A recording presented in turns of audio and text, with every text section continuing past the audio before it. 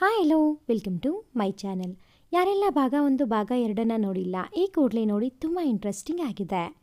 ಮೋಹನ ಮುರಳಿ ಭಾಗ 3. ನಾನು ಕಂಡಿದ್ದ ಕನಸಿನಲ್ಲಿ ರಾಜಕುಮಾರ ಕುದುರೆಯ ಮೇಲೇರಿ 7 ಸಮುದ್ರ ದಾಟಿ 7 ಬೆಟ್ಟ ಹತ್ತಿಳಿದು ಬಂದು ನನ್ನ ಕರೆದೊಯ್ಯುತ್ತಾನೆ. ಆದರೆ ಈ ಪ್ಯಾರೆ ಮೋಹನ ಯಾವ ಬೆಟ್ಟವನ್ನೂ ಹೀರಲಿಲ್ಲ, ಯಾವ ಸಮುದ್ರವನ್ನೂ ದಾಟಲಿಲ್ಲ. ನನ್ನನ್ನು ಕುಮಾರಿಯಿಂದ ಶ್ರೀಮತಿಗೆ ದಾಟಿಸಿಬಿಟ್ಟರು. ಈಗ ನೆನೆಸಿಕೊಂಡರೆ ಒಬ್ಬ ಹುಡುಗಿಗಾಗಿ 7 ಸಮುದ್ರ ದಾಟಿ 7 ಬೆಟ್ಟ ಹತ್ತಿ ಬರೋದು ನಾನ್ಸೆನ್ಸ್ ಅನಿಸುತ್ತೆ. ಮೊದಲು ನಮಗೆ ನಮ್ಮ ಜೀವನ ಮುಖ್ಯ. ನಾವು ಬದುಕುವುದು ನಮಗಾಗಿಯೇ. ಯಾರೋ ಎಲ್ಲೋ ನಮಗಾಗಿ ಕಾಯುತ್ತಿದ್ದಾರೆ ಅಂದುಕೊಳ್ಳುವುದು ಕೇವಲ ನಮ್ಮ ಮನಸ್ಸಿನ ಸಮಾಧಾನಕ್ಕಷ್ಟೇ. ಯಾಕೆಂದರೆ ಬದುಕಲು ನಮಗೆ ಯಾವುದಾದರೂ ಭರವಸೆ ಬೇಕು. ಆ ಭರವಸೆ ಸುತ್ತಮುತ್ತಲಿನವರಿಂದ ದೊರಕದಿದ್ದಾಗ ಕಾಣದ ಯಾರಲ್ಲಿಯೋ ಈ ಮನಸ್ಸು ಹುಡುಕುತ್ತದೆ. ಈಗ ರೂಪ ಎನ್ನುವ ಹೆಸರಿನಲ್ಲಿ ಯಾವುದೋ ಹುಡುಗ ನನಗಾಗಿ ಬದುಕುತ್ತಿದ್ದಾನೆ ಅಂತ ನಾನು ಅಂದುಕೊಳ್ಳುತ್ತಿಲ್ಲವೇ? ಈ ಬದುಕು ಬರುಡು, ನಾನು ಬದುಕಿರುವುದೇ ವೇಸ್ಟು ಅಂತೆಲ್ಲ ಯೋಚಿಸಿ ಹೈರಾಣಾಗಿದ್ದ ನನ್ನ ಬಾಳಲ್ಲಿ ಈಗ ನನ್ನ ಮೊಬೈಲಿಗೆ ಮೆಸೇಜ್ ಮಾಡುತ್ತಿರುವ ಈ ವ್ಯಕ್ತಿ ನನ್ನಲ್ಲಿ ಮತ್ತೊಮ್ಮೆ ಬದುಕುವ ಉತ್ಸಾಹ ತಂದಿಲ್ಲವೇ? ಯಾಕೋ ಏನೋ ಇವನೊಬ್ಬನಿದ್ದರೆ ಸಾಕು, ಮತ್ಯಾರೂ ಬೇಡ ಅನ್ನಿಸುತ್ತಿದೆ. ಅಯ್ಯೋ, ಇದನ್ನೇ ಪ್ರೀತಿ ಅಂತಾರಾ? ಚಿಕ್ಕ ವಯಸ್ಸಿನಲ್ಲಿ ಪ್ರೀತಿ ಮಾಡುವ ವಯಸ್ಸಲ್ಲಿ ಪ್ರೀತಿ ಮಾಡಲಿಲ್ಲ ನಾನು. ಹಾಗೇನೋ ಹೆದರಿಕೆ. ಈಗಲೂ ಒಂಥರ ಹೆದರಿಕೆ ಇದ್ದರೂ ಮೊದಲಿನಷ್ಟಿಲ್ಲ. ಆ ಮೆಸೇಜ್ ಮಾಡುವ ಹುಡುಗ ನನ್ನನ್ನು ಲವ್ ಮಾಡೋದು ನಿಜವಾದರೆ ಅವನ ಜೊತೆ ಎಲ್ಲಿಗಾದರೂ ಓಡಿ ಹೋಗಿ ಬಿಡೋಣ ಅಂತ ನಿರ್ಧರಿಸಿದೆ. ಕ್ಷಣದಲ್ಲೇ ಬದಲಾಯಿತು ನಿರ್ಧಾರ. ನಾನು 40 ದಾಟಿದವಳು. ನನ್ನ ಹೆಸರು ಮಾತ್ರ ಶ್ಯಾಮಲಾ. ಹೆಸರಿಗೆ ಮಾತ್ರ ವಯಸ್ಸಾಗಲ್ಲ, ಆದರೆ ನನಗೆ ಆಗುತ್ತಲ್ಲ. ಆ ಹುಡುಗ ನನಗಿಂತ ಚಿಕ್ಕವನಾದರೆ ಆದರೇನಂತೆ? ಪ್ರೀತಿಗೆ ವಯಸ್ಸಿದೆಯಾ? ಪ್ರೀತಿ ಕುರುಡು ಅಂತ ನನಗೆ ನಾನೇ ಏನೇನೋ ಸಮಜಾಯಿಷಿ ಕೊಟ್ಟುಕೊಂಡೆ. ಆದರೂ ಆ ಹುಡುಗ ನನಗಿಂತ ಚಿಕ್ಕವನಾದರೆ ಅವನಿಗಿಂತಲೂ ಚಿಕ್ಕ ಹುಡುಗಿಯರು ಸಿಗುವಾಗ ನನ್ನ ಹಿಂದೆ ಯಾಕೆ ಬೀಳುತ್ತಾನೆ ಎಂಬ ಅನುಮಾನ ಮೊಳೆಯಿತು. ಅದರಲ್ಲಿಯೋ ನನ್ನನ್ನು ದಿನ ನೋಡೋಕ್ಕಾಗಲ್ಲ, ಮಾತನಾಡೋಕ್ಕಾಗಲ್ಲ. ಏನು ಪ್ರೀತಿ ಮಾಡ್ತಾನೆ ಮಣ್ಣು? ದಿನಕ್ಕೆ 3 ಮೆಸೇಜ್ ಮಾಡಿಬಿಟ್ಟರೆ ಅದು ಪ್ರೀತಿಯಾ? ಇದೇ ಕೆಲಸ ತ್ರಿಷಾ ಮಾಡಿದರೆ ನಾನೇನು ಮಾಡ್ತಿದ್ದೆ? ಸಿಕ್ಕಿದ್ರಲ್ಲ ಅವಳಿಗೆ ಬಾರಿಸುತ್ತಿದ್ದೆ. ಆದರೆ ಈಗ ನಾನು ಅದೇ ಕೆಲಸ ಮಾಡಲು ಹೋಗುತ್ತಿದ್ದೇನೆ. ತ್ರಿಷಾಗೇನೋ ವಯಸ್ಸಿದೆ, ನನಗೇನಿದೆ? ಹಾಳಾದ ಈ ಮರ್ಕಟ ಮನಸ್ಸು ಯಾರಾದರೂ ನಮ್ಮನ್ನು ಪ್ರೀತಿಸಲಿ ಅಂತ ಎಷ್ಟು ಹಂಬಲಿಸುತ್ತದಲ್ಲವಾ? ಈಗ ನನ್ನ ಮನಸ್ಸು ಆ ಹುಡುಗ ಅಕಸ್ಮಾತ್ ನನ್ನ ಪ್ರೀತಿಸದಿದ್ದರೆ ಬಲವಂತವಾಗಿಯಾದರೂ ಅವನ ಪ್ರೀತಿ ಪಡೆಯಲೇಬೇಕು ಎಂಬ ಹಠಕ್ಕೆ ಬಿದ್ದ ಹಾಗಿದೆ. ಏನು ಮಾಡಲಿ? ನನ್ನದು ಪ್ರೀತಿಸುವ ಅಥವಾ ಪ್ರೀತಿಸಿಕೊಳ್ಳುವ ವಯಸ್ಸೇ? ಹಾಳಾಗಿ ಹೋಗಲಿ. ಈ ಪ್ಯಾರೆ ಮೋಹನನಾದರೂ ನನ್ನ ಪ್ರೀತಿಸಬಾರದಾ? ಮನಸ್ಸಿಗೆ ಹುಚ್ಚು ಹಿಡಿಯಿತು. ಸಂಜೆ ಯಜಮಾನರು ಬಂದಾಗ ವಯ್ಯಾರವಾಗಿ ಅವರ ಮುಂದೆ ಸುಳಿದಾಡಿದೆ. ಒಮ್ಮೆ ಕುತೂಹಲದಿಂದ ನನ್ನತ್ತ ನೋಡಿದವರು ನಂತರ ಸುಮ್ಮನಾದರು.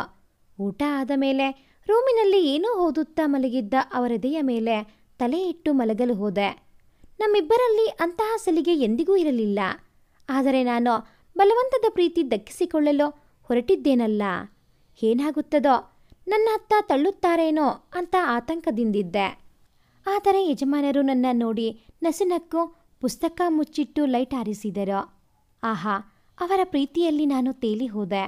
ಬೆಳಗ್ಗೆ ಎದ್ದರೋ ಅವರದೇ ಗುಂಗಿನಲ್ಲಿದ್ದೆ. ಕೆಲಸ ಮಾಡಿದ್ದೇ ಗೊತ್ತಾಗಲಿಲ್ಲ. ಎಷ್ಟು ಕೆಲಸ ಮಾಡಿದರೋ ಒಂದು ಚೂರು ಆಯಾಸ ಆಗಲಿಲ್ಲ. ಈ ಹಾಳಾದ ಪ್ರಾಣಿ ದಿನವೂ ಇದೇ ರೀತಿ ಸುಖದಲ್ಲಿ ನನ್ನ ಮುಳುಗಿಸಿದರೆ ನನ್ನ ಜೀವನವೆಷ್ಟು ಸುಂದರವಾಗಿರುತ್ತದಲ್ಲವಾ ಅಂತೆನಿಸಿತು. ಈಗಲೂ ಎದ್ದು ಬಂದು ತಿಂಡಿ ಮಾಡುತ್ತಿರುವ ನನ್ನ ಸೊಂಟ ಬಳಸ್ತಾರಾ? Shyamala darling, you are so beautiful ಅಂತಾರಾ ಅಂತ ಮನಸ್ಸು ಬಯಸಿತು. ಆದರೆ ಪ್ರಾಣಿ ಎದ್ದು ಬಂದು ಹಾಲಿನಲ್ಲಿ ವಕ್ಕರಿಸಿತು. ಅಡಿಗೆ ಮನೆಯ ಕಡೆ ಪಾದ ಬೆಳೆಸಲಿಲ್ಲ. ಹಾಗಾಗಿ ನಾನೇ ಹೊರಗೆ ಹೋಗಿ ನೋಡಿದೆ. ಪೇಪರ್ ಓದುತ್ತಾ ಕೂತಿತ್ತು. ನನಗೋ ಆ ಪೇಪರನ್ನು ಕಿತ್ತು ಹಾಕಿ ಮತ್ತೊಮ್ಮೆ ಅವರನ್ನು ನನ್ನ ಮೇಲೆ ಎಳೆದುಕೊಂಡು ಬಿಡಲಾ ಅನ್ನುವ ಉನ್ಮಾದ ತಾರಕಕ್ಕೆ ಹೇರುತ್ತಿತ್ತು. ದಿಢೀರನೆ ಬಂದ ಬಯಕೆ ಇದು. ಹಾಗಿದ್ದರೆ ನನ್ನ ಮನಸ್ಸು ಕೇವಲ ಮಾನಸಿಕ ಸಾಂಗತ್ಯಕ್ಕಾಗಿ ಆತರಿಯುತ್ತಿದೆ ಅಂತ ಅಂದುಕೊಂಡಿದ್ದೆಲ್ಲ ಸುಳ್ಳು. ಸೆಕ್ಸ್ ಈಸ್ ಎವ್ರಿಥಿಂಗ್ ಎಂದುಕೊಂಡು ಬಿಟ್ಟಿದೆ ಮನಸ್ಸು. ಪ್ರೀತಿ ಬೇರೆ, ವ್ಯಾಮೋಹ ಬೇರೆ. ನಿನ್ನೆವರೆಗೂ ಪ್ರೀತಿಯ ಬಗ್ಗೆ ಯೋಚಿಸುತ್ತಿದ್ದವಳು ಇಂದು ಕೇವಲ ದೇಹ ಸುಖದ ಬಗ್ಗೆ ಯೋಚಿಸುತ್ತಿದ್ದೇನೆ. ಯೋಚಿಸಿದಷ್ಟು ಉನ್ಮಾದ ಹೆಚ್ಚುತ್ತಲೇ ಇದೆ. ಅವರೆಡೆ ಸಾಗಿದೆ. ನೋಡೋಣ ಮೈಮೇಲೆ ಬಿದ್ದರೆ ಏನು ಮಾಡ್ತಾರೆ ಅಂತ. ತಳ್ತಾರೋ ಅಥವಾ ಎಳೆದುಕೊಳ್ತಾರೋ? ಅಷ್ಟರಲ್ಲಿ ನನ್ನ ಮೊಬೈಲ್ ಹೊಡೆದುಕೊಂಡಿತು. ಟ್ರಾನ್ಸ್ನಲ್ಲಿ ಇದ್ದವಳಂತೆ ಎಚ್ಚರಗೊಂಡೆ. Message from Rupa. ಅಯ್ಯೋ, ನಿನ್ನೆ ರಾತ್ರಿಯಿಂದ ರೂಪಾಳನ್ನು ಮರೆತೇ ಬಿಟ್ಟಿದ್ದೀನಿ. ನನಗೆ ಸಕಲವೂ ಪ್ಯಾರೆ ಮೋಹನನೇ ಆಗಿರುವಾಗ ಯಾರೋ ನೋಡದ ಕೇಳದ ಮನುಷ್ಯರು ಹೇಗೆ ನೆನಪಾಗುತ್ತಾರೆ? ಹಾಗಾದರೆ ಯಜಮಾನರು ನನ್ನ ಜೊತೆ ಚೆನ್ನಾಗಿದ್ದಾರೆಂದು ಆ ಮೆಸೇಜ್ ಮಾಡುವ ವ್ಯಕ್ತಿ ದೂರವಾಗುತ್ತಾನಾ? ಒಂದು ವೇಳೆ 2 ದಿನ ಇದೇ ರೀತಿ ಇದ್ದು ಕೊನೆಗೆ ಇವರು ಹಳೆಯ ಟ್ರ್ಯಾಕಿಗೆ ಮರಳಿ ನನ್ನನ್ನು ನಿಂದಿಸಲು ಶುರು ಮಾಡಿದ್ರೆ ಆಗ ಈ ಮೆಸೇಜ್ ಮಾಡುವ ವ್ಯಕ್ತಿ ನನಗೆ ನೆನಪಾಗುತ್ತಾನಾ? ಹಾಗಾದರೆ ಈ ಮರ್ಕಟ್ಟ ಮನಸ್ಸಿಗೆ ಬೇಕಿರುವುದಾದರೂ ಏನೋ? ಬದುಕಿನಲ್ಲಿ ಏನೇ ಸಿರಿ ಸಂಪತ್ತು ಸಿಕ್ಕರೋ ಮೊದಲು ಗಂಡನ ಮಾತು, ನಂತರ ಪ್ರಿಯಕರನ ಮಾತು ಕೇಳಬೇಕು. ಹೃದಯಕ್ಕೂ ಮೆದುಳಿಗೂ ಅಲಿಖಿತ ಒಪ್ಪಂದ ಏನಾದರೂ ಆಗಿದೆಯಾ? ಯೋಚಿಸುತ್ತಾ ಮೊಬೈಲ್ ಎತ್ತಿಕೊಂಡೆ. ಮೆಸೇಜಿನಲ್ಲಿ good morning my sweet heart ಅಂತ ಬರೆದಿರುವುದನ್ನು ಓದುವುದಕ್ಕೂ ಈ ಪ್ಯಾರೆ ಮೋಹನ ಎಷ್ಟೊತ್ತೆ ಒಂದು ಕಾಫಿ ಮಾಡೋಕ್ಕೆ? ನಿಮ್ಮಮ್ಮ ಅದನ್ನೇನ ಕಲಿಸಿರೋದು? ಬೈಯೋದಕ್ಕೂ ಸರಿ ಹೋಯಿತು. ತತ್ತೆರಿಕೆ. ಅಗತ್ಯ ಇಲ್ಲದಿದ್ದರೂ ನಮ್ಮಮ್ಮನ್ನ ಈ ಜಗಳದೊಳಗೆ ಇಳಿಸಲು ನನಗಿಷ್ಟವಿಲ್ಲ. ಪಾಪ ನಮ್ಮಮ್ಮ ತನ್ನ ಗಂಡನ ಮನೆಯಲ್ಲಿ ಯಾರ ಹಂಗೂ ಇಲ್ಲದೆ ಆರಾಮಾಗಿ ಜೀವನ ಮಾಡಿಕೊಂಡಿದ್ದರೋ ಈ ಅಳಿಯನಿಂದಾಗಿ ಆಗಾಗ ಮಗಳ ಮನೆಗೆ ಬಂದಿಳಿಯಬೇಕಾಗುತ್ತದೆ. ನನಗೆ ಸರಿಯಾದ ಪಾಠ ಹೇಳಿಕೊಟ್ಟಿದ್ದರೋ ಏನೂ ಹೇಳಿಕೊಟ್ಟಿಲ್ಲ ಎಂಬ ಆಪಾದನೆ ಹೊತ್ಕೋಬೇಕಾಗುತ್ತದೆ. ಈ ಅಮ್ಮನ ರೋಲು ತುಂಬ ಕಷ್ಟ ರೀ. ನಾಳೆ ನಮ್ಮ ತ್ರಿಶಾಳ ಮದುವೆಯಾದ ಮೇಲೆ ನಾನು ಈ ರೀತಿ ಹಳೆಯಂದಿರ ಕೈಲಿ ಏನೇನು ಬಯಸ್ಕೋಬೇಕೋ? ಚಳಕ್ಕನೆ ಏನೋ ಹೊಳೆಯಿತೋ. ಏನು ಏನು ರೂಪ? ಅಲ್ಲಲ್ಲ, ಆ ಯವಕ್ಕ ನನಗೆ ಗುಡ್ ಮಾರ್ನಿಂಗ್ ಸ್ವೀಟ್ ಹಾರ್ಟ್ ಅಂತ ಕಳಿಸಿದ್ದಾನಾ? ಅಯ್ಯೋ, ಈ ಪ್ಯಾರೆ ಮೋಹನನ ಗಲಾಟೆಯಲ್ಲಿ ನಾನು ಸರಿಯಾಗಿ ಗಮನಿಸಲೇ ಇಲ್ಲ. Good morning to you to my sweet heart ಅಂತ ಕಳಿಸಲ್ಲ ಅಂತ ಆತುರದ ತೀರ್ಮಾನ ಮಾಡಿದೆ. ಸದ್ಯ ನನ್ನದು ಆರ್ಟ್ ಮಾತ್ರ ಫಾಸ್ಟ್, ಬುದ್ಧಿ ಸ್ಲೋ. ಹಾಗಾಗಿ ಬುದ್ಧಿ ಎಲ್ಲವನ್ನೂ ಹಳೆದು ಸುರಿದು ಈಗಲೇ ಹಾಗೆ ಕಳಿಸೋದು ಬೇಡ ಅಂತ ನೋಟಿಸ್ ಕೊಟ್ಟಿತು. ನನಗೆ ತಾನೇ ನನ್ನ ಮನಸ್ಸಿಗಿಂತಲೂ ಆಪ್ತರು ಯಾರಿದ್ದಾರೆ? ತಕ್ಷಣವೇ ಅದು ಹೇಳಿದಂತೆ ನಡೆದುಕೊಂಡೆ. ನಾನು ಸ್ವೀಟ್ ಹಾರ್ಟ್ ಅಂತ ಕಳಿಸುವುದು ಬೇಡ, ಗುಡ್ ಮಾರ್ನಿಂಗ್ ಅಂತ ಕಳಿಸಬಹುದಲ್ಲ ಅಂತನಿಸಿ ಗುಡ್ ಮಾರ್ನಿಂಗ್ ರೂಪಾ ಅಂತ ರಿಪ್ಲೈ ಮಾಡಿದೆ. ಧನ್ಯವಾದಗಳು ನಿಮ್ಮ ಆರೈಕೆಗೆ. ಈಗ ಕನ್ನಡದಲ್ಲಿ ಬಂತು ಸಂದೇಶ. ನೋಡಿ ಚಕಿತಳಾದೆ. ನನ್ನ ಮೊಬೈಲ್ನಲ್ಲಿಯೋ ಕನ್ನಡದಲ್ಲಿ ಮೆಸೇಜ್ ಬರುತ್ತದೆ ಅಂತ ಗೊತ್ತೇ ಇರಲಿಲ್ಲ ನನಗೆ. ಈಗ ನನಗೂ ಕನ್ನಡದಲ್ಲಿಯೇ ಟೈಪಿಸಿ ಕಳಿಸಬೇಕೆಂಬ ಆಸೆ ಆಯಿತು. ಆದರೆ ಹೇಗೆ ಅಂತ ಗೊತ್ತಾಗಲಿಲ್ಲ. ಇಡೀ ಮೊಬೈಲನ್ನೇ ಜಾಲಾಡಿಬಿಟ್ಟೆ. ಸಿಗಲಿಲ್ಲ. ನಾಳೆಯೊಳಗೆ ಕನ್ನಡದಲ್ಲಿ ಟೈಪ್ ಮಾಡುವುದನ್ನು ಕಲಿತು ಬೆಳಗ್ಗೆ ಮೊದಲು ನಾನೇ ಅವನಿಗೆ ಶುಭೋದಯ ಹೇಳುವುದು ಅಂತ ನಿರ್ಧರಿಸಿದೆ. ರಾತ್ರಿ ಮಹೇಶ ಬಂದಾಗ ಈ ಬಗ್ಗೆ ವಿಚಾರಿಸಿದೆ. ಅದೇನು ಆಗಿನಿಂದಲೂ ಮಗನ ಜೊತೆಯೇ ಮಾತನಾಡುತ್ತಿದ್ದಾಳೆ, ಮಗಳನ್ನು ಮಾತನಾಡಿಸುತ್ತಲೇ ಇಲ್ಲ ಅಂದ್ಕೊಂಡ್ರಾ?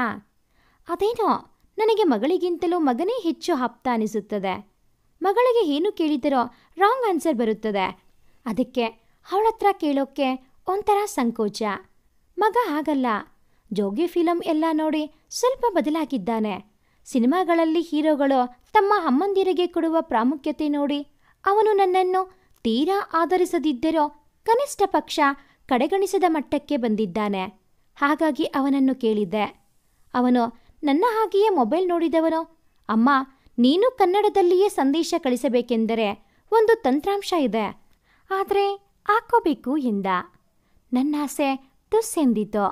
ಬಾಡಿದ ಮುಖದಿಂದ ಹೌದಾ, ಅದೆಲ್ಲ ನನಗೆ ಹೇಗೆ ಗೊತ್ತಾಗುತ್ತಪ್ಪ, ಹೋಗ್ಲಿ ಬಿಡು ಅಂತ ಮೊಬೈಲಿಗಾಗಿ ಕೈ ಚಾಚಿದೆ. ನನ್ನ ಬಾಡಿದ ಮುಖ ನೋಡಿ ಮಗರಾಯ, ಅಯ್ಯಯ್ಯೋ ಅದಕ್ಕೆ ಯಾಕೆ ಬೇಜಾರು ಮಾಡ್ಕೋತೀಯಮ್ಮ, ನಾನಿರೋದು ಯಾಕೆ, ಆ ತಂತ್ರಾಂಶ ಈಗಲೇ ಡೌನ್ಲೋಡ್ ಮಾಡಿ ಕೊಡ್ತೀನಿ ಕೊಡು ಅಂತ ಮತ್ತೆ ಮೊಬೈಲ್ ಪಡ್ಕೊಂಡು ಅದೇನೋ ಮಾಡತೊಡಗಿದ. ಹರರೆ, SSLC ಓದುತ್ತಿರುವ ಚಿಂಟು ಇದು, ಇದಕ್ಕೆ ಇಷ್ಟೆಲ್ಲ ಗೊತ್ತಾಗುತ್ತಾ? ಜಸ್ಟ್ ಕನ್ನಡ ಎನ್ನುವ ತಂತ್ರಾಂಶವನ್ನು ನನ್ನ ಮೊಬೈಲಿನಲ್ಲಿ ಅಳವಡಿಸಿ ಮೆಸೇಜ್ ಟೈಪ್ ಮಾಡುವಾಗ ಹೇಗೆ ಕನ್ನಡದಲ್ಲಿ ಟೈಪಿಸುವುದು ಅಂತಲೂ ಹೇಳಿಕೊಟ್ಟ. ಲೋ ಪಾಪು, ನೀನು ಯಾವಾಗಲೂ ಇದನ್ನೆಲ್ಲ ಕಲಿತೆ ಅಂತ ಕೇಳಿದೆ. ಮೀನಿಗೆ ಯಾರಾದರೂ ಈಜೋದು ಕಲಿಸ್ತಾರಾ? ನಾನು ನಿನ್ ಮಗ ಕಣಮ್ಮ ಅಂತ ಇನ್ನೂ ಮೂಡುತ್ತಿದ್ದ ಚಿಗುರು ಮೀಸೆಯನ್ನು ಸವರಿಕೊಂಡ. ಈ ಮಾತು ಕೇಳಿ ನನ್ನೊಳಗೊಂದು ಹೆಮ್ಮೆ ಹುಟ್ಟಿ ನನ್ನ ಕಣ್ಣಿನಿಂದ ಕಣ್ಣೀರು ಉದುರಿತು. ಶಭಾಷ್ ಮಗನೆ ಅಂತ ಅವನ ಬೆನ್ನಿಗೊಂದು ಶಭಾಷ್ಗಿರಿ ಕೊಟ್ಟೆ. ನಂತರ ಬೆಳಗ್ಗೆ ತನಕ ಯಾಕೆ ಕಾಯೋದು, ಈಗಲೇ ಮೆಸೇಜ್ ಮಾಡಿ ಬಿಡ್ತೀನಿ ಅಂತ ತಕ್ಷಣವೇ ಶುಭ ಸಂಜೆ ರೂಪ ಅಂತ ಕನ್ನಡದಲ್ಲಿ ಕಳಿಸಿದೆ. ಕಳಿಸಿ ಖುಷಿಪಟ್ಟೆ. ಅದರ ಹಿಂದೆಯೇ ಶುಭ ಸಂಜೆ ಶ್ಯಾಮಲಾ, ನನ್ನಿಂದ ಏನಾದರೂ ತೊಂದರೆಯಾಗಿದೆಯಾ ಅಂತ ಮೆಸೇಜ್ ಬಂದಾಗ ಗಾಬರಿಯಾದೆ. ತೊಂದರೆ ಏನಿಲ್ಲ, ಆದರೆ ನನಗೆ ನೀವು ಯಾರು ಅಂತ ತಿಳ್ಕೊಳ್ಳೋ ಕುತೂಹಲ ಅಷ್ಟೇ. ನಾನು ರೂಪ. ಸುಳ್ಳಲ್ಲ ನಿಜ. ನೀವು ನಂಬಿದ್ರೆ ಕತ್ತೆ ಬಾಲ. ಮುಂದೇನು ಹೇಳುವುದೆಂದು ಗೊತ್ತಾಗಲಿಲ್ಲ. ಹಾಗಾಗಿ ಸುಮ್ಮನಾದೆ. ಶ್ಯಾಮ್ಲಾ, ನೀವು ತುಂಬ ಸುಂದರವಾಗಿದ್ದೀರಾ ಅಂತ ಬಂತು ಮೆಸೇಜು. ಹೃದಯ ಜಲ್ಲೆಂದಿದ್ದು. ಇಷ್ಟರವರೆಗೂ ಅವನ ಪರವಾಗಿಯೇ ಯೋಚಿಸುತ್ತಿದ್ದ ಮನಸ್ಸು ಅವನು ಈ ರೀತಿ ಮೆಸೇಜ್ ಮಾಡಿದಾಗ ಯಾಕೋ ಅವನ ಬಗ್ಗೆ ಅನುಮಾನ ಪಡತೊಡಗಿತು. ಬಡ್ಡಿ ಮಗ, ಇವನ್ಯಾರೋ ನನಗೆ ಗೊತ್ತಿರುವವನೇ ಇರಬೇಕು. ಎಲ್ಲ ತಿಳ್ಕೊಂಡೆ ಮೆಸೇಜ್ ಮಾಡ್ತಿದ್ದಾನೆ. ಏನನ್ಕೊಂಡಿದ್ದಾನೆ ಇವನು? ಮನಸ್ಸು ಮಾಡಿದರೆ ಇವನಿಗೆ ನನಗಿಂತ ಚಿಕ್ಕ ವಯಸ್ಸಿನ ಹುಡುಗಿಯರು ಸಿಗಲ್ವಾ? ನನ್ನನ್ನು ನೋಡಿದ್ದಾನೆ ಅಂದಮೇಲೆ ನನಗೆಷ್ಟು ವಯಸ್ಸಾಗಿದೆ ಅನ್ನೋದು ಅವನಿಗೆ ಗೊತ್ತಿರುತ್ತೆ. ಆದರೂ ಈ ಥರ ಹೇಳಿದ್ದಾನೆ ಅಂದರೆ ಇದು ಬೇಕು ಅಂತಾನೆ ಮಜಾ ನೋಡ್ತಿರ್ಬೇಕು. ನಾಳೆ ನಾನೇನಾದರೂ ಹೆಚ್ಚು ಕಡಿಮೆ ಮಾತನಾಡಿದರೆ, ಅಯ್ಯೋ ಆಂಟಿ, ನಾನು ಆ ಅರ್ಥದಲ್ಲಿ ಮೆಸೇಜ್ ಮಾಡ್ತಿರ್ಲಿಲ್ಲ ಅಂದುಬಿಟ್ರೆ ಮುಗಿಯಿತು. ಲೋಕದ ದೃಷ್ಟಿಯಲ್ಲಿ ನಾನು ಕೆಟ್ಟವಳಾಗ್ತೀನಿ. ಬೇಡಪ್ಪ ಬೇಡ, ಇವನ ಸಹವಾಸವೇ ಬೇಡ ಅಂತ ಮೊಬೈಲ್ ಹಾಸಿಗೆಯ ಮೇಲೆಸೆದವಳು. ಅಯ್ಯಯ್ಯೋ, ನಾನು ಇವನ ಮೆಸೇಜ್ ಡಿಲೀಟ್ ಮಾಡದೆ ಹಾಗೆಯೇ ಬಿಟ್ಟರೆ ನಮ್ಮನೆ ನರಸಿಂಹ ಇದನ್ನು ನೋಡಿ ಉಗ್ರವತಾರ ತೆಗೆದು ಬಿಟ್ರೆ ಕಷ್ಟ. ಮೊದಲೇ ಅನುಮಾನದ ಪಿಸಾಚಿ ನನ್ನ ಮೊಬೈಲ್ ಚೆಕ್ ಮಾಡ್ತಿರುತ್ತೆ ಅಂತ ಮೆಸೇಜುಗಳನ್ನು ಡಿಲೀಟ್ ಮಾಡಿದವಳು. ಅಲ್ಲ, ಅವನ್ಯಾರೋ ಹೊತ್ತಲದ ಹೊತ್ತಲ್ಲಿ ಮೆಸೇಜ್ ಮಾಡಿದರೆ ಏನು ಮಾಡೋದು?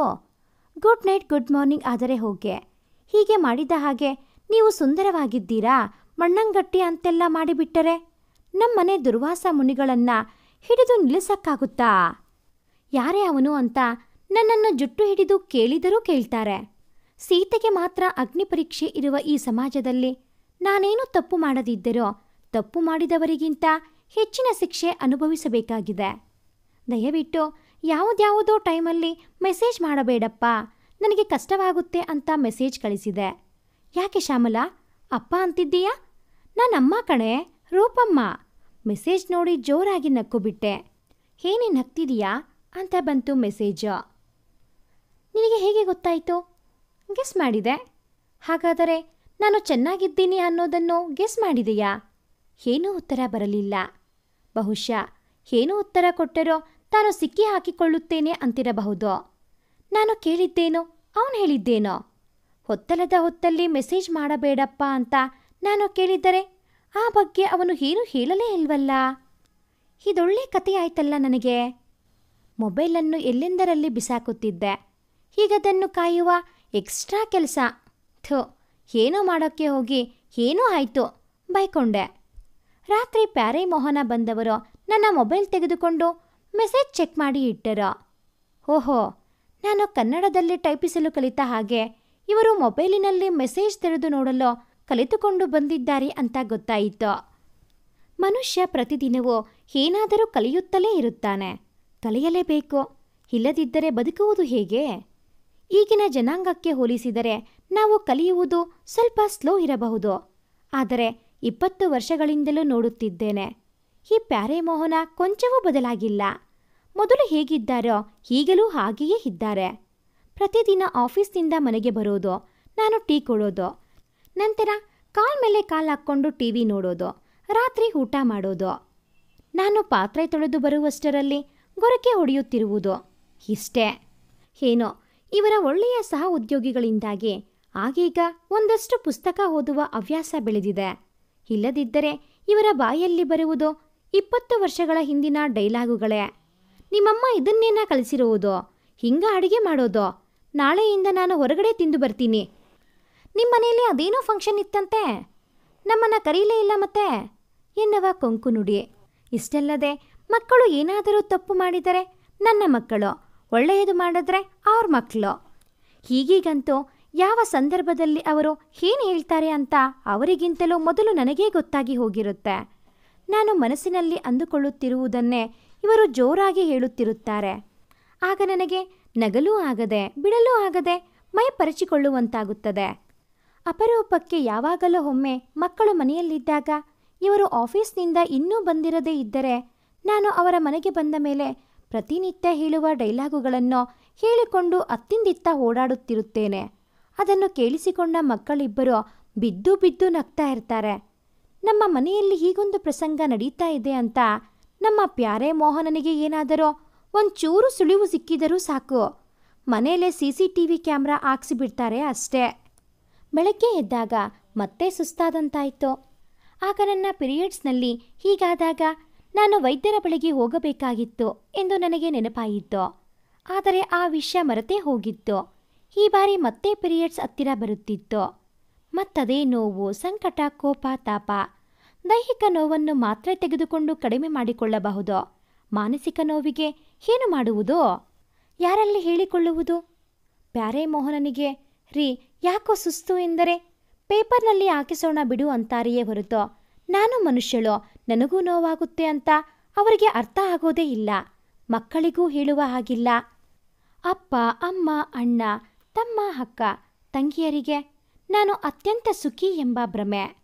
ಹಾಗಾಗಿ ನಾನು ನನಗೆ ಮಾನಸಿಕ ನೋವು ಅಂತೇನಾದರೂ ಹೇಳಿದರೆ ಬೇರೇನೂ ಯೋಚಿಸದೆ ಸೀದಾ ನನ್ನ ಹುಚ್ಚಾಸ್ಪತ್ರೆಗೆ ಸೇರಿಸಿ ಈ ಪ್ಯಾರೆ ಮೋಹನನಿಗೆ ತಾವೇ ಹೆಣ್ಣು ಹುಡುಕಿ ಇನ್ನೊಂದು ಮದುವೆ ಮಾಡಿಬಿಡ್ತಾರೆ.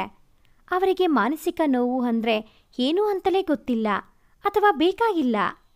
ಮನಸ್ಸಿಗೆ ಸಂಬಂಧಿಸಿದ ಎಲ್ಲವೂ ಹುಚ್ಚು ಅಂತಲೇ ಅರ್ಥ ಅವರುಗಳಿಗೆ. ಇಂಥವರ ಎದುರಿಗೆ ಜೋರಾಗಿ ನಕ್ಕರೂ ಕಷ್ಟ. ಅವಳಿಗೆ ಹುಚ್ಚು, ಅದಕ್ಕೆ ನಗ್ತಿದ್ದಾಳೆ ಅಂತಾರೆ. ಜೋರಾಗಿ ಅತ್ತರೂ ಕಷ್ಟ. ಇವಳಿಗೆ ಹುಚ್ಚು, ಅದಕ್ಕೆ ಇಷ್ಟು ಜೋರಾಗಿ ಅಳ್ತಾ ಇದ್ದಾಳೆ ಅಂತಾರೆ. ಹಾಗಿದ್ರೆ ಇವರ ಪ್ರಕಾರ ಹೆಣ್ಣೆಂದರೆ ಹೇಗಿರಬೇಕು? ಹೆಚ್ಚು ಅಳದೆ, ಹೆಚ್ಚು ನಗದೆ, ಯಾವ ಕ್ರಿಯೆಗೂ ಶಿಕ್ಷಣದ ಹುನ್ಮಾನದ ಪ್ರತಿಕ್ರಿಯೆ ತೋರದೆ ಸುಮ್ಮನೆ ಶೂನ್ಯವನ್ನು ದಿಟ್ಟಿಸುವಂತೆ ಇದ್ದು ಬಿಟ್ಟರೆ ಇವರ ಪ್ರಕಾರ ಒಳ್ಳೆಯವಳು. ನಾನು ತಿಂಗಳಿಗೊಮ್ಮೆ ನಮ್ಮ ಪ್ಯಾರಿ ಮೋಹನನಿಗೆ ಈ ರೀತಿ ಒಳ್ಳೆಯವಳಾಗುತ್ತೀನಿ. ಹೇಗಂತೀರಾ? ನನ್ನ ಪೀರಿಯಡ್ಸ್ ಟೈಮ್ನಲ್ಲಿ ಸುಸ್ತಾಗಿ ಇವರ ಯಾವ ಕ್ರಿಯೆಗೂ ಪ್ರತಿಕ್ರಿಯೆ ತೋರದೆ ನೀರಸವಾಗಿ ಓಡಾಡಿಕೊಂಡಿರುವ ನನ್ನನ್ನು ನೋಡಿ you are so quiet and beautiful ಅಂತಾರೆ ನನ್ನ ಪ್ಯಾರೆ ಮೋಹನ. ಶಿವನೇ, ಕೈಲಾಗದ ನಾನು ಬ್ಯೂಟಿಫುಲ್ಲೇ. ಒಟ್ಟಿನಲ್ಲಿ ಮುಖದಲ್ಲಿ ಯಾವುದೇ ಭಾವನೆ ತೋರಿಸದೆ ಮೌನವಾಗಿ ಇದ್ದು ದೊಡ್ಡಸ್ತಿಕೆ ಕಾಯ್ದುಕೊಳ್ಳುವುದು ಎಲ್ಲರಿಗೂ ಇಷ್ಟವಾಗುತ್ತದೆ. ಈ ದೊಡ್ಡಸ್ತಿಕೆ ಅಂತಸ್ತಿಗೆ ತಕ್ಕಂತೆ ಬದಲಾಗುತ್ತದೆ. ಸೈಕಲಿನಲ್ಲಿ ಓಡಾಡುವವನಿಗೆ ಒಂದು ರೀತಿ ದೊಡ್ಡಸ್ತಿಕೆಯಾದರೆ ಬೈಕಿನವನಿಗೆ ಮತ್ತೊಂದು ರೀತಿ, ಕಾರಿನವನಿಗೆ ಇನ್ನೊಂದು ರೀತಿ. ನಾವು ಕಾರಿನವರು. ಇರೋ ಬರೋ ದೊಡ್ಡಸ್ತಿಕೆ ಗುಡ್ಡೆ ಹಾಕ್ಕೊಂಡು ಇಲ್ಲದೆ ಇರೋದನ್ನು ಕದ ತೆಕ್ಕೊಂಡ ಹಾಗೆ ಗಂಭೀರವಾಗಿ ಯಾವ ಜೋಕಿಗೂ ಜೋರಾಗಿ ನಗದೆ ಆದರೂ ಮೆಲುವಾಗಿ ನಕ್ಕು, ಹಾಗೆ ನಗುವಾಗ ಹಲ್ಲು ಕಾಣದ ಹಾಗೆ ಎಚ್ಚರ ವಹಿಸಿ ಹುಷ್. ಇದೊಂಥರ ಟೈಟಾನಿಕ್ ಸಿನಿಮಾದಲ್ಲಿ ತಾಯಿ ಮಗಳಿಗೆ ನಡವಳಿಕೆ ಹೇಗಿರಬೇಕು ಅಂತ ಹೇಳಿಕೊಡ್ತಾಳಲ್ಲ, ಹಾಗಿದೆ. ನಮ್ಮಿಷ್ಟ ಬಂದ ಹಾಗೆ ಇರೋಕ್ಕೆ ಯಾಕೆ ಬಿಡಲ್ಲ ಯಾರು? ಚಿಕ್ಕವಳಿದ್ದಾಗ ಜೋರಾಗಿ ನಕ್ಕರೆ ಅಜ್ಜಿ ಬೈತಿದ್ರು, ಈಗ ಗಂಡ ಬೈತಾರೆ. ಮತ್ತೆ ನಾನಾಗಿ ನಗೋದು ಯಾವಾಗ? ಸೈಕಲ್ನಲ್ಲಿ ಜೋರಾಗಿ ನಗುತ್ತಾ ಹೋಗಿ ತಿರುವಿನಲ್ಲಿ ನಾನೇ ಬಿದ್ದು ಪೆಟ್ಟು ಮಾಡಿಕೊಂಡು ಜೋರಾಗಿ ಅಳುತ್ತಾ ಮನೆಗೆ ಬರಬೇಕೆಂಬ ಆಸೆ. ಆದರೆ ಕಾರಿನ ದೊಡ್ಡಸ್ತಿಕೆ ಇರುವ ನನಗೆ ನಿಜಕ್ಕೂ ಈಗ ಸೈಕಲ್ ಹತ್ತಲಾಗುತ್ತದೆಯೇ? ಪ್ಯಾರೆ ಮೋಹನ ಬರೆದಿದ್ದರೆ ಕತ್ತೆ ಬಾಲ. ನಾನೇ ಡಾಕ್ಟರ್ ಬಳಿ ಹೋಗ್ತೀನಿ ಅಂತ ಹೋದೆ. ಹೊರಗೆ ಕಾಯುವಾಗ ಬದುಕಿನ ಸತ್ಯ ಅರ್ಥವಾಗೋಕೆ ತಪಸ್ಸು ಮಾಡಲು ಜಾಗ ಸಿಗದಿದ್ದರೆ ಇಂತಹ ದೊಡ್ಡ ಆಸ್ಪತ್ರೆಗಳಲ್ಲಿ ಬಂದು ಟೋಕನ್ ತಗೊಂಡು ನಮ್ಮ ಸರ್ದಿಗಾಗಿ ಕಾಯುತ್ತಾ ಕುಳಿತರೆ ಸಾಕು, ಜ್ಞಾನೋದಯ ಆಗಿಬಿಡುತ್ತದೆ ಅಂತೆನಿಸಿ ಜೋರಾಗಿ ನಗು ಬಂತು. ಆದರೆ ಆಸ್ಪತ್ರೆಯಲ್ಲಿ ಜೋರಾಗಿ ನಗುವಂತಿಲ್ಲ, ಮಾತನಾಡುವಂತಿಲ್ಲ, ನಮ್ಮ ಯಾವುದೇ ಭಾವನೆ ವ್ಯಕ್ತಪಡಿಸುವಂತಿಲ್ಲ.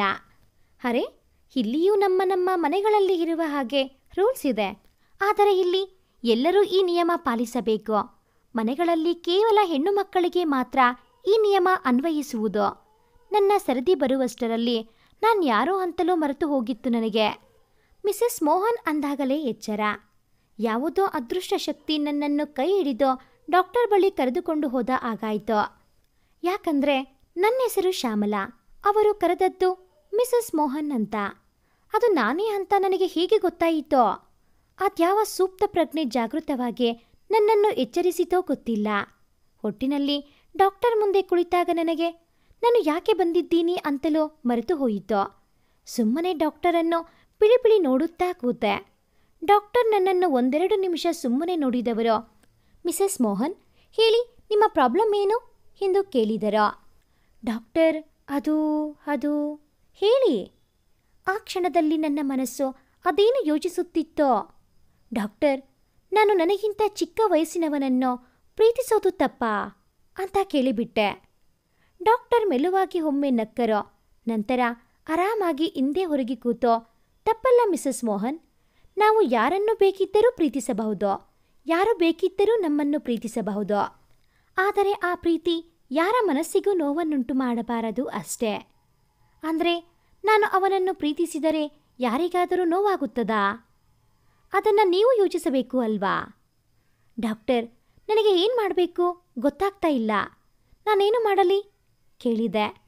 ಡಾಕ್ಟರ್ ಮೇಲೆದ್ದು ನನ್ನ BP ಚೆಕ್ ಮಾಡಿ 1-2 ಮಾತ್ರೆ ಬರೆದುಕೊಟ್ಟು, ಏನಿಲ್ಲ, BP ನಾರ್ಮಲ್ ಇದೆ, ಬೇರೆ ಏನೂ ತೊಂದರೆ ಇಲ್ಲ, ಎಲ್ಲ ನಿಮ್ಮ ಮನಸ್ಸಿನ ಭ್ರಮೆಗಳಷ್ಟೇ. ಅದಕ್ಕೆ ಬೆಳಿಗ್ಗೆ ಬೇಗ ಎದ್ದು ವಾಕಿಂಗ್ ಹೋಗಿ, ಯೋಗ ಧ್ಯಾನ ಮಾಡಿ, ನಿಮ್ಮ ಇಷ್ಟದ ಹವ್ಯಾಸಗಳನ್ನು ಮಾಡುತ್ತಾ ಸಮಯ ಕಳೆಯಿರಿ. ಆಗ ನನ್ನ ಹತ್ತಿರ ಬರುವ ಅಗತ್ಯವೇ ಇರುವುದಿಲ್ಲ ಎಂದು ನಕ್ಕರು. ನಾನು ಎದ್ದು ನಿಂತು, ಡಾಕ್ಟರ್, ಐ ಆಮ್ ಸಾರಿ, ನಿಮ್ಮ ಹತ್ರ ಏನೇನೋ ಹೇಳಿಬಿಟ್ಟೆ ಎಂದೆ. ಪರವಾಗಿಲ್ಲ ಮಿಸಸ್ ಮೋಹನ್, ನಾನೊಂದು ಸಲಹೆ ಕೊಡ್ಲಾ? ನೀವು ಅವನನ್ನು ತುಂಬ ಇಷ್ಟಪಡೋದೇ ನಿಜವಾದರೆ ಕೆಲವರ ಮನಸ್ಸಿಗೆ ನೋವಾದರೂ ಪರವಾಗಿಲ್ಲ. ಅದರಲ್ಲೂ ನಿಮ್ಮ ಮನಸ್ಸಿಗೆ ನೋವು ಮಾಡುವವರ ಮನಸ್ಸಿಗೆ ನೋವಾದರೆ ಏನೂ ಚಿಂತೆ ಪಡಬೇಕಾಗಿಲ್ಲ. ಹೋಗಿ ಬನ್ನಿ, ಒಳ್ಳೆಯದಾಗಲಿ ಎಂದರು. ಈ ಡಾಕ್ಟರ್ ಏನೇನೋ ಹೇಳ್ತಿದ್ದಾರೆ ಅಂತ ಬೇಗ ಹೊರಗೂಡಿ ಬಂದು ಬಿಟ್ಟೆ. ಮತ್ತೊಮ್ಮೆ ಮನಸ್ಸು ಕನಸು ಮೇಲೋಗರವಾಯಿತು. ನಾನ್ಯಾಕೆ ಅದ್ಯಾರೋ ಮುಖ ಗೊತ್ತಿಲ್ಲದ, ಹೆಸರೂ ಸಹ ಗೊತ್ತಿಲ್ಲದ ಒಬ್ಬನನ್ನು ಇಷ್ಟು ಹಚ್ಚಿಕೊಂಡಿದ್ದೀನಿ? ನನ್ನ ಜೀವನ ಎತ್ತ ಸಾಗುತ್ತಿದೆ. ಇವತ್ತು ಈ ಡಾಕ್ಟರ್ ಹತ್ರ ಹೇಳಿದ ಹಾಗೆ ನಾಳೆ 4 ಜನ ಸೇರಿದ ಕಡೆ ಹೀಗೆ ಏನಾದರೂ ಉಲ್ಟಾ ಸೀದಾ ಮಾತನಾಡಿಬಿಟ್ಟರೆ ನನ್ನ ಮರ್ಯಾದೆ ಏನಾಗಬೇಕು? ಈ ರೀತಿ ಹೇಳಿದರೆ ನಾನು ಅವನನ್ನು ನೋಡಿಯೂ ಇಲ್ಲ ಎಂದರೆ ಜನ ನಂಬ್ತಾರಾ? ಕ್ಷಣದಲ್ಲೇ ನನಗೂ ಅವನಿಗೂ ಸಂಬಂಧ ಕಲ್ಪಿಸಿ ಜನರ ಬಾಯಿಂದ ಬಾಯಿಗೆ ಹರಿದು ಸಂಜೆಯೊಳಗೆ ನನ್ನ ಈ ಕತೆ ಕ್ರೈಮ್ ಸ್ಟೋರಿಯಲ್ಲಿ ಎಲ್ಲರ ಮನೆಯ ಟಿವಿಗಳಲ್ಲಿಯೂ ಬಂದು ಬಿಡುತ್ತದೆ. ಅಮಾಯಕ ಗಂಡನಿಗೆ ಮೋಸ ಮಾಡಿದ ಹೆಂಡತಿ, ಇದೆಲ್ಲ ನನಗೆ ಬೇಕಾ? ತಕ್ಷಣ ಮೊಬೈಲ್ ಕೈಗೆತ್ತಿಕೊಂಡು, ಯಾರೋ ನೀನು, ಯಾರು ಅಂತ ಹೇಳ್ತೀಯೋ ಇಲ್ವೋ, ಮತ್ತೆ ನಾನು ರೂಪಾ ಅಂತ ನಾಟಕ ಆಡಬೇಡ ಅಂತ ಮೆಸೇಜ್ ಕಳಿಸಿದೆ.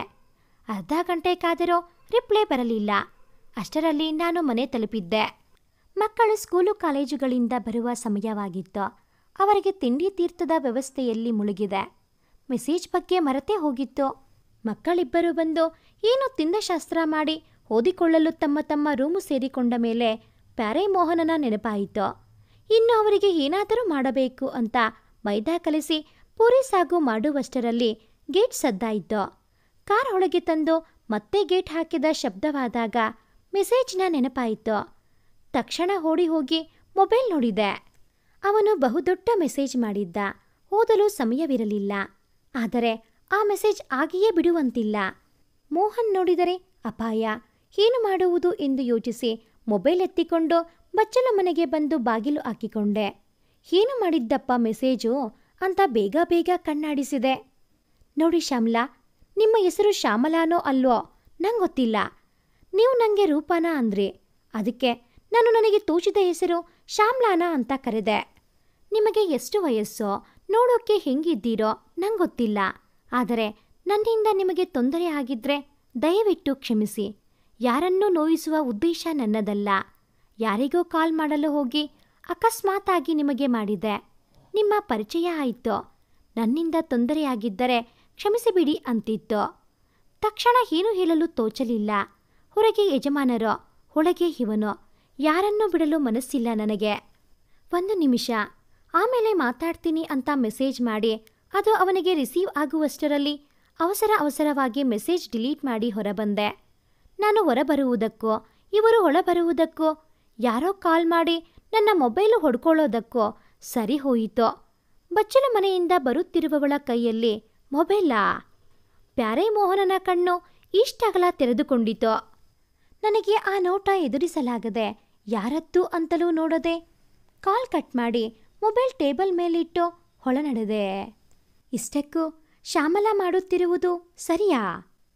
ನಿಜವಾಗಿಯೂ ಶ್ಯಾಮಲಾ ಅವನನ್ನು ಪ್ರೀತಿಸುತ್ತಿದ್ದಾಳಾ? ಇಲ್ಲ ಬರೀ ಆಕರ್ಷಣೆಯಾ? ಒಂದು ವೇಳೆ ಈ ವಿಚಾರ ಗಂಡ ಮಕ್ಕಳಿಗೆ ತಿಳಿದರೆ ಅವಳ ಮುಂದಿನ ಗತಿಯೇನೋ? ಕಾಯ್ದು ನಿರೀಕ್ಷಿಸಿ. ಭಾಗ 4 ಮುಂದುವರಿಯುತ್ತದೆ. ಭಾಗ 4ನ ನೋಟಿಫಿಕೇಷನ್ಸ್ ನಿಮಗೆ ಬರಬೇಕು ಅಂತ ಅಂದರೆ ಈ ಕೂಡಲೇ ಈ ಚಾನಲ್ಗೆ ಸಬ್ಸ್ಕ್ರೈಬ್ ಆಗಿ.